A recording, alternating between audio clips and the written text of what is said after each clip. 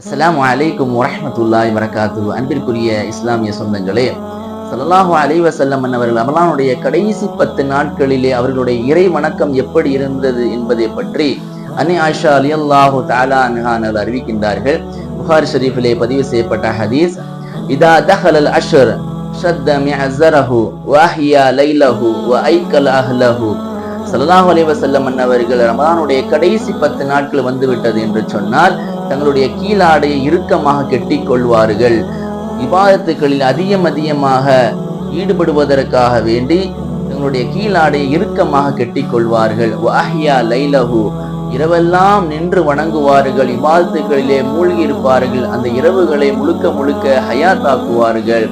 ஐக்கல் அஹ்லஹு, அவர்களுடைய குடும்பத்தார்களையும் எழுப்பிவிட்டு அவர்களையும் இபாதத்துகள் செய்வதற்கு ஆர்வம் காட்டுவார்கள் என்று அன்னை ஆயிஷா ரலியல்லாஹு தஆலா அன்ஹா அவர்கள் அறிவிக்கின்றார்கள்.